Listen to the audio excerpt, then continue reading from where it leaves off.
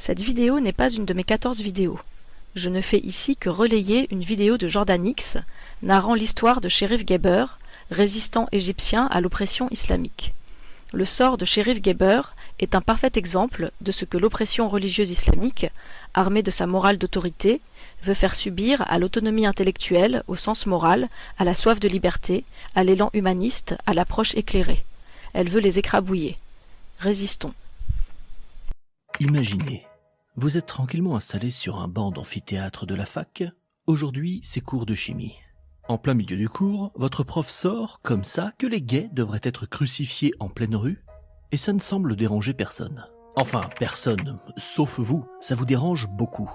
En fait, ça vous dérange suffisamment pour que vous décidiez d'interrompre le cours et le dire au professeur. Monumentale erreur. Le simple fait d'avoir exprimé votre désaccord avec votre prof va vous coûter cher. Peu après, la police vient vous cueillir en pleine nuit pour vous jeter en prison. Prison où vous allez subir de la torture, aussi bien physique que psychologique. Un mois plus tard, vous êtes libéré à condition de payer une amende d'environ 2 mois de salaire pour diffusion de valeurs immorales et de pensées anormales qui provoquent et troublent la paix publique et la sécurité nationale. Rien que ça. Maintenant, jouons un petit jeu rigolo. À partir de cette histoire, êtes-vous capable de me dire où ça se passe? Certains auront peut-être envie de placer cette histoire en Océania, sous le régime de Langsoc, dans le roman 1984 de George Orwell. Alors oui, ça pourrait. Mais perdu, cette histoire n'est pas tirée d'une fiction. D'autres diront alors, facile, ça se passe en Allemagne dans les années 40.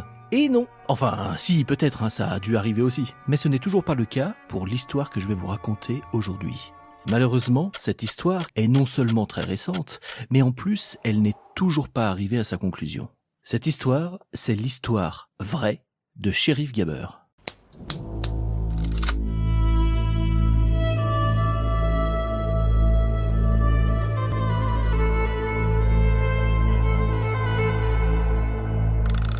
L'histoire dont on va parler maintenant se passe aujourd'hui, en Égypte. Soyons un poil plus précis. Elle commence en 2013, donc toujours pas dans un âge sombre et lointain.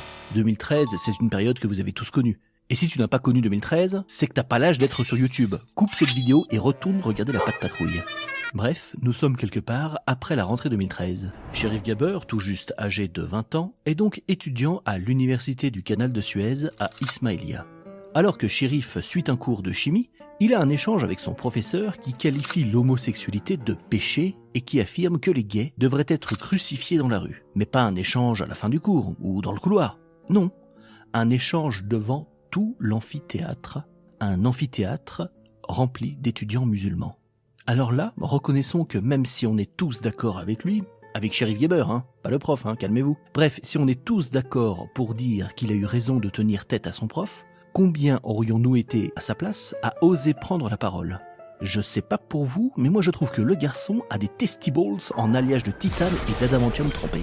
Les choses auraient pu en rester là, mais c'était sans compter sur l'audience alors présente. En effet, parmi les étudiants présents, certains, sûrement des musulmans très modérés et adeptes de cette belle religion de paix et d'amour, décident de fouiller la vie virtuelle de Cherif, et notamment sa page Facebook, où le bougre a alors eu le malheur de donner son avis sur cette belle religion de paix et d'amour.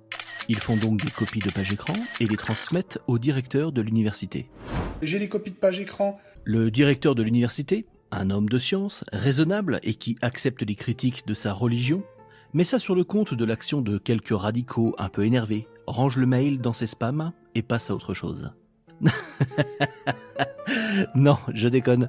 Le mec appelle les flics. Le 27 octobre 2013, à 3h du matin, 3 véhicules de la police et de l'armée se rendent chez Guebber. Ils entrent chez lui, fouillent son appartement, confisquent son ordinateur, son téléphone portable, le pognon qu'ils trouvent et le jettent en prison. Cherif va y croupir pendant plus d'1 mois, jusqu'au 3 décembre. Il racontera plus tard y avoir été torturé, de la torture psychologique mais aussi physique. Le 3 décembre donc, la cour de justice accepte de le libérer, provisoirement, contre 2 amendes. Une pour outrage à la religion et une autre pour diffusion de valeurs immorales et de pensées anormales qui provoquent et troublent la paix publique et la sécurité nationale en Égypte. Prenez juste 1 minute pour penser à cet intitulé. Rassurez-moi, je suis pas le seul à avoir l'impression que ça sort d'un film ultra cliché sur une dystopie fasciste, Sérieux, vous mettez ça dans 1984, c'est cohérent avec le roman, quoi. Et pourtant, c'est bien réel. et ça se passe aujourd'hui, de l'autre côté de la Méditerranée.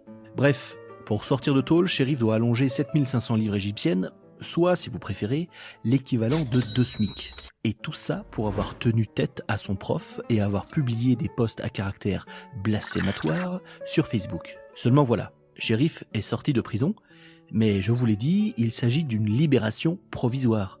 La justice l'a toujours dans le collimateur et il est juste libéré sous caution. Un peu plus d'1 an plus tard, le 16 février 2015, Cherif est jugé coupable et condamné à 1 an de prison ferme pour un débat et des posts Facebook. Ouais, je sais, j'insiste, mais quand même, on parle pas d'un mec qui a fait un appel au meurtre ou qui a menacé un ministre. Bref, il est autorisé à faire appel en échange de 1000 livres égyptiennes supplémentaires. Mais Cherif, qui a vu quel traitement on réserve aux blasphémateurs en prison, n'a pas vraiment envie d'y retourner. Alors il décide de ne pas payer et de se cacher à la place pour échapper à sa condamnation. Après quelques mois de cavale, il a une idée complètement dingue. Ouvrir une chaîne YouTube. Le 23 juin 2015, il commence à publier sur sa chaîne sobrement appelée Cherif Geber. Et il commence à parler de philosophie, de science, de droits de l'homme et de religion. Bref, tout ce qui emmerde bien fort le gouvernement égyptien. Je vous propose qu'on s'arrête à nouveau 2 secondes pour juger des bollocks de ce garçon. Ouvrir une chaîne YouTube ? Ok. Parler de sujets controversés, soit. Aller chercher la merde quitte à se foutre plein de gens à dos, passons. Mais putain de bordel à cul, ouvrir une chaîne YouTube pour ouvertement, à visage découvert, et avec ton vrai nom, critiquer le gouvernement qui te court après alors que t'es en cavale, et toujours dans le pays, parce que l'exil c'est pour jouer en mode facile, Là, on peut se demander à quel niveau de courage on se situe. Le mec, tu lui dis d'aller jeter l'anneau unique dans la montagne du destin, il te répond que Sam va être un boulet et qu'il préfère y aller seul, les yeux bandés, et laissez-lui juste 5 minutes d'avance avant de prévenir les Nazgûl. Et attendez, parce qu'ouvrir une chaîne YouTube, c'est bien, mais le mec, il va pas faire des vieux vlogs tout pourris sans aucun montage, ou bien se filmer avec une webcam et un logiciel de streaming affalé devant son PC pour s'incruster dans un template dégueulasse comme une grosse feignasse, Non, le mec te donne du fond vert, du montage, de l'illustration, de la mise en scène. Regardez ça. C'est sa dernière vidéo. Matez-moi un peu la lumière, le cadrage, la mise en scène. Ce mec est en cavale, Les copains qui vont voir cette vidéo, pensez-y juste 1 seconde la prochaine fois que vous produisez du contenu. Alors attention, c'est pas une critique, calme-toi. Mais je pense que ça fait toujours du bien de garder en tête que des gens qui sont graves dans la dèche peuvent produire ça. Bref, après cette petite digression, revenons au 4 mai 2018. Ce jour-là, Cherif se fait rattraper par les autorités égyptiennes et coffré. Il est relâché 4 jours après, non sans avoir, bien entendu, subi un interrogatoire. Le 3 juillet suivant, Cherif publie une vidéo où il décrit les circonstances de son arrestation, son séjour en prison, et déclare qu'il souhaite continuer son combat pour la liberté de penser et de vivre comme on veut. Malheureusement, pour une raison que j'ignore, la vidéo n'est plus disponible. Il tente alors de quitter l'Égypte, mais sans son passeport qui lui a été confisqué.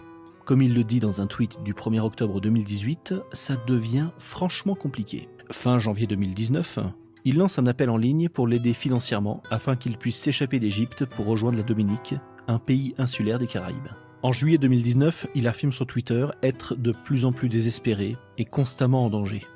Le 11 juillet, il tweet « Je suis sur le point de me suicider. J'ai tout essayé. Je ne vois pas d'espoir. Je ressens vraiment la faim. Maintenant, sortez-moi d'ici, je meurs. »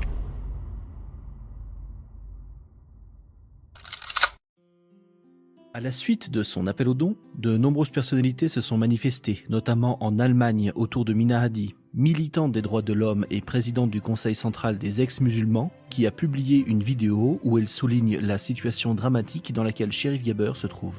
Elle y appelle au soutien des viewers et y demande l'aide du gouvernement fédéral pour permettre à Cherif Geber de vivre libre et en sécurité.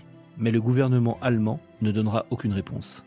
Aujourd'hui, nous sommes en 2024. Et loin de s'améliorer, la situation de Cherif s'est passablement aggravée. En plus d'être accusé de diffusion publique de contenu athée, il est en plus accusé de travailler contre l'État et le peuple égyptien. Et encore une fois, prenez 2 secondes pour y réfléchir. Ça sonne vachement comme de la haute trahison ou un truc du genre, alors que le mec anime une chaîne YouTube où il explique de manière logique, argumentée et sourcée pourquoi être athée est une position raisonnable. Aujourd'hui, on ne sait pas où Cherif se trouve.